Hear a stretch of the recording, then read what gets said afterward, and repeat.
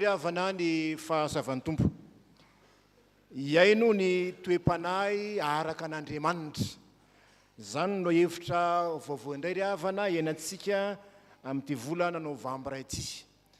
Raha mamaky ny 𝗍𝗘𝗍𝗘𝗘 sika dia resaka toetra tsara, toetra mendrika, zay no ambara fa toe-panahy araka an'Andriamanitra zay ambaran'ny 𝗧𝗍𝗘𝗍𝗍 masina.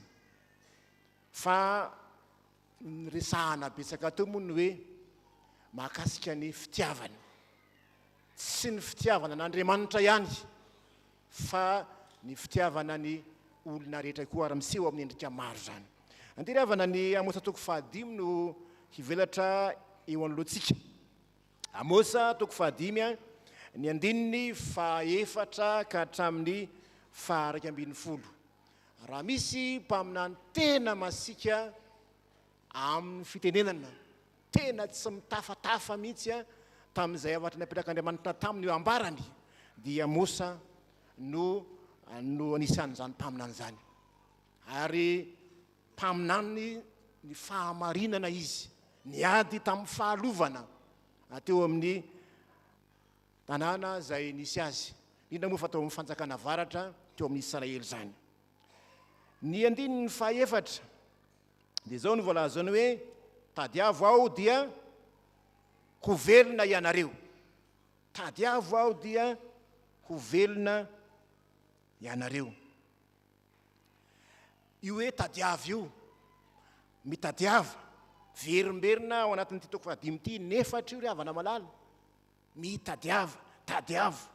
Andininy 4 dia ny andininy 4:10. Ny tsara no tadiavo fa aza ny ratsy mba ho velona ianareo. Andininy 12: ankalao ny ratsy ka tiavo ny tsara. Mifanarakaraka ihany zany, verimberiny zany teny hoe mitadiavo zany. Ary io ry havana no hafatra voalohany hoe tsika ankehitriny, ny olona tena mpivavaka marina, ny olona tena mpivavaka marina dia mitady ny tompo amin'ny fo. Mitady ny tompo amin'ny fo, tsy olona mety tsara velatsy miseho ivelany fampivavaka, fa tena mitady azy amin'ny fo. Teny mandidy ny teny hoe tadiavo aho. Raha ny tena dikany dia hoe tadiavonareo aho. Ao amin'ny andininy 4 izy, andengezika afatsika ny andininy 4 amin'ny toko 4 dia zao mivolaza zao: makanesa ny Betela ka manontà, ary any 𝗔𝗥𝗔𝗞𝗔 ka manontà fatratra. Ento isa-maraina ny fanahitrareo 𝗔𝗥𝗔𝗞𝗔, ary isa-katelona ny 10 karazana teny maneso zany. Mandehana dia mivavahana, teny maneso. Eto dia milaza izy ny hoe aza makany Betela na makany 𝗔𝗥𝗔𝗞𝗔 na mandroso ho an'ny Beri-sheba. Ireo toerana telo ireo ry havana dia toeram-pivavahana.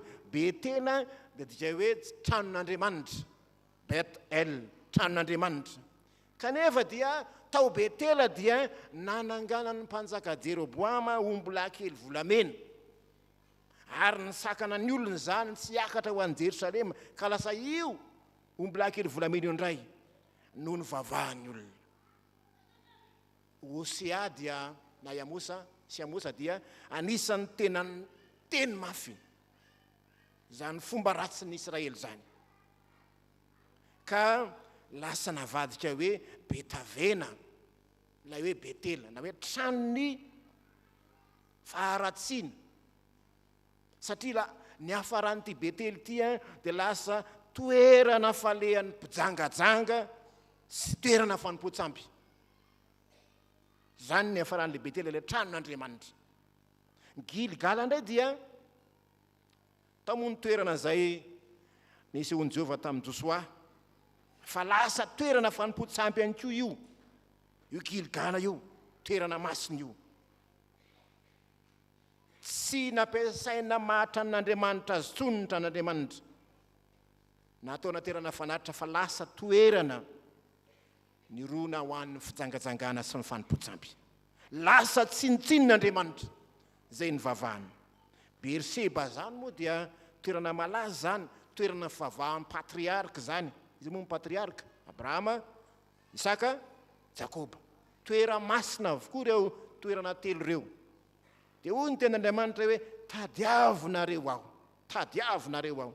Aza mitady amin'ny Betela, aza makany Gilgal. Zava-dehibe raha nanaovan'ny fahatsapana hoe haitsy sy ny toerana.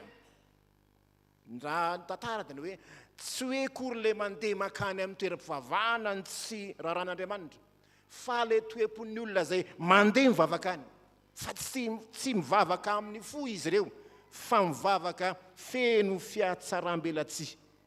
Andriamanitra dia Andriamanitra fanahy, fa tsy Andriamanitra eseho amin'ny bola kely volamena ivavahana sy ankofana. Mitadiavo an Jehovah, zavatra tokana ihany no asain'Andriamanitra, mitady an Jehovah. Ny atao hoe mitady amin'ny soratra masina raha ny teny fototra dia misy heviny anankiroa, misy dikany anankiroa moa zany. Mitady anankiray dia ny hoe manontany na mitsaroka tsara na mitsatsaka zavatra anankiray. Ary ny hoe mitady faharoa dia ny hoe mangataka zavatra zay irina. Mba mangataka zazakely amin'ny tompo. Fa le anankiray ty resahany eto ty dia tena hoe mikatsaka, mikaroka fatratra. Zay ny dikany eo.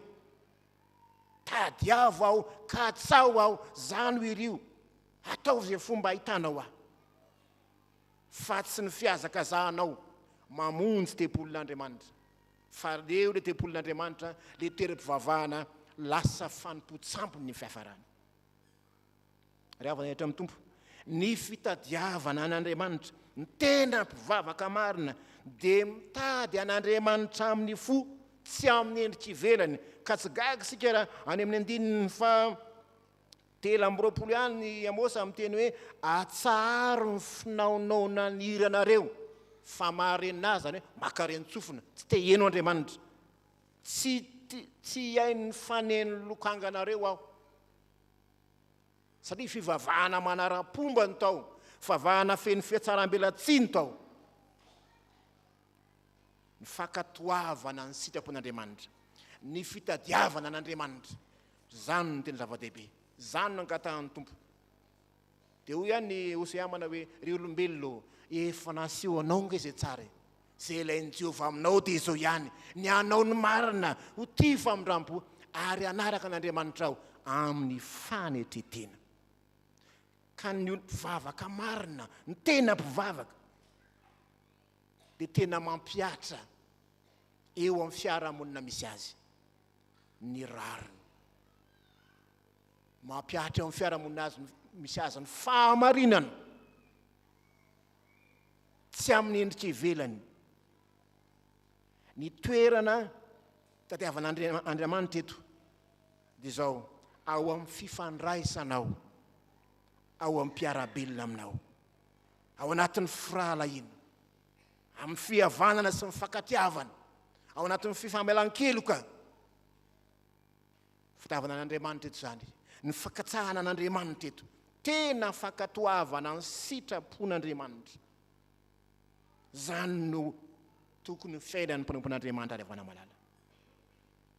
Aza manao vavaka miatsara velatsihy, miseho amin'ny endrika ivelany fampivavaka, feno fisehosehoana, feno fisekosekoana ho ny tanora ankehitriny.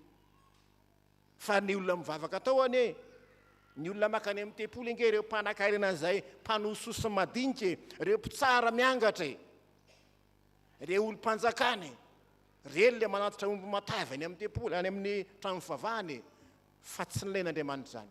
Satria ny fiarahamonina potika sy ravo, tsy najaina ny fahamarinana. Tadiavo aho ny tompo, dia ho velona ianareo. Ambaran'ny Amosa aza moa fa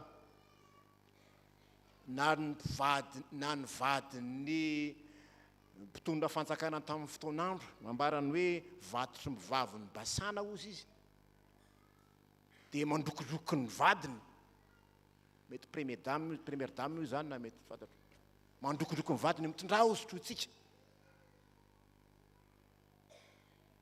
Zany ny zava-manisy. Ny fiarahamonina dia potika sy tanteraka. Mova tsy mitovy amin'ny ankehitriny zany. Fiangonana maro dia maro. Fa iza ny toe-panahy araka an'Andriamanitra. Rehefa nahitra amin'ny tompo, ny tsara ny tadiavo ny ten'Andriamanitra. Ny fifandraisana marina amin'Andriamanitra, zay no katsao. Fitiavana andrala. Raha hitady ihany, raha hikatsaka ihany. Ny fahamarinany, ny fifandraisana amin'Andriamanitra, zany no tadiavana. Dia ho velona ianareo. Fa ny faharoa ry havana, ny tena mpivavaka marina, tadiavo aho dia ho velona ianao. Raha tianao zany no velona. Maiza mivavaka amin'ny fahamarinana. Ny tena mpivavaka marina dia tsy tratra ny famaizana. Ho velona.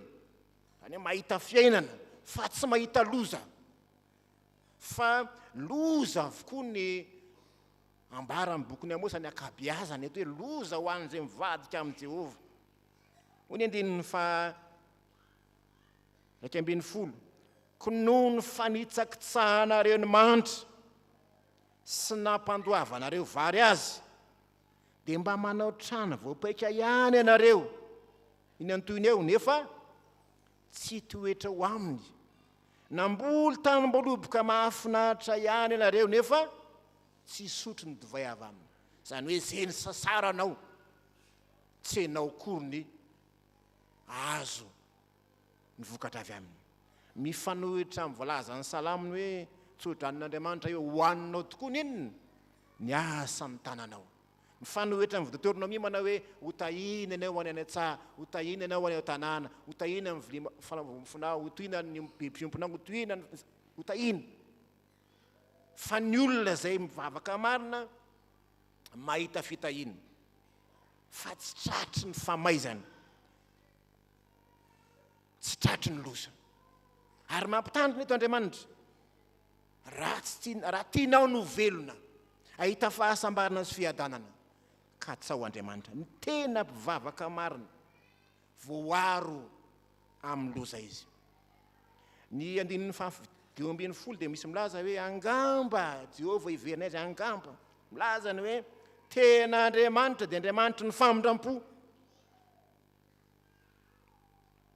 Andriamanitra tompon'ny fanapa-keviny samy rery tsy misy baiko izy, mampitsara marina azy. Afaka mamindra fo izy amin'izay tiany rehefa mibebaka sy tena mitady azy ny olona.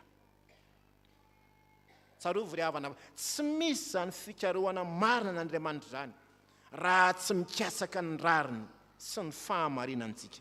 Tadiavo aho dia velona ianao izy. Ny tsara ny tadiavo, tsara ny tadiavo fahazany ratsy, mba ho velona ianareo.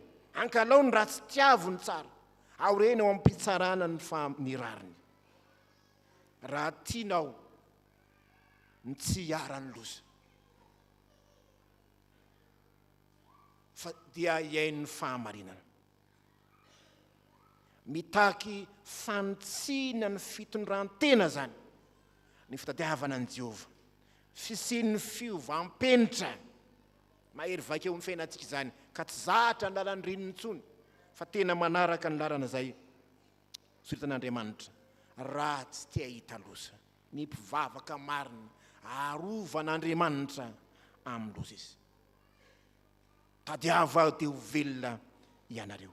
Manakariva mantsy ry havana, rehefa misy ny fibebahana ataon'ny olona zay mahatsiaro tena fameloko anatren'Andriamanitra, dia Andriamanitra tsy mampiatra ny loza zay saiky nampiariny. Dia tsika zany amin'ny tantaran'ny Ninive, rehefa nibebaka ny mponina tao Ninive, dia nampiemotra ny loza zay saika ataony Andriamanitra. Tsy nahita loza izy satria nibebaka. Ny tena mpivavaka marina, tena mpivavaka marina, voaro amin'ny loza, tsy tratra ny famaizana. Rehefa nahitra amin'ny tompo, fiainana sy fahavelomana, zany no anjaran'ny olona zay mitady ny tompo. Fiainana ambara amin'izany dia zao fahasambarana, fiadanana, vokatry ny fanatrehan'Andriamanitra sy ny fitahian'Andriamanitra. rehefa eo amin'ny olon'Andriamanitra mahita fiadanana sy fahasambarana izy. Zany tsika kristianina na dia eto amin'izao tontolo izao azy tsika mafy ny fiainana dia tsarovy hafa ny fahasambarana omen'Andriamanitra anao.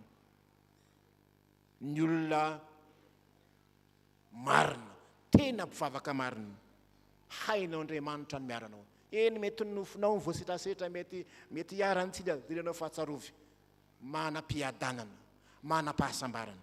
Ary ny fiafarany dia ny hoe fiainana mandrakizay ho velona mandrakizay. Fa tsy zay ihany, tsy ny velona eto tany ihany ange no ilayntsika fa le velona mandrakizay. Fa ny fiainana tany dia fiainana mandalo, mety mandalo aditsika eto, tsy fisintsika eto, mandalo loza maro samihafa tsika eto. Fa ny fahavelomana mandrakizay izay no katsahantsika. Ry havana endra ny tompo hamarana an'izao ten'Andriamanitra izao. Misy teny zay, ny teny filozofa manao hoe ny olona endrony a dia ny olona izay mahay manafina n'inona ny adalany. Zay ilay hoe olona endry afeniny mihitsy ny adalany. Fa zao ry havana, ny olona marina dia izay mampiseho ny fahendreny na dia ny amin'ny afina tsy hitan'ny olona azy.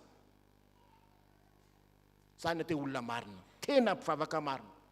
Misy olona velantsika fa endry fa hainy no manafina ny adalany io. Misy aza mony sasany dia mampiariary misy ny adalany hoe io zay zay mihinanao tsara, manaiky anao tsara, tsy manaiky anao tsara. Fa ny olo marina ry havana malala, mpivavaka marina dia tena mampiseho ny fahendreny na iza ny iza misy azy na ny amin'ny tany tsy hitan'ny olona azy izy, fa tsy mody endry ny velany. Fa zany ry havana, zany no vakin'ny 𝗔𝗡𝗔𝗡𝗔𝗡𝗔. Ny olona izay mivavaka ivelany mpiatsara velatsy nefa any amin'ny fiarahamonina tsy tian-drala mpitsara tsy marina, manambaka, mambotry vahoaka nefa mody mba miseho mpivavaka. Fa ianao ry havana, aza manao toy izany, mpivavaka marina sika ka tsao manana fitiavana an'Andriamanitra. Ialao ny fiatsaram-belatsio izy ny volazan'i Paoly apôstôly, aoka ny fitiavana ho amin'ny tsy fiatsaram-belatsy. Voalaza hoe mahaiza mamela heloka, zany ny fitiavana. Na dia any amin'ny tsitan'ny olona aza miseho ianao fa olona marina, aseho ny fahendrenao. Zany ny te-panahy iraka an'Andriamanitra zay angatahan'ny tompo aminao. Dia ho an'Andriamanitra ny voninahitra ho aminao any ry havana, fidanan'ny tompo. Amen.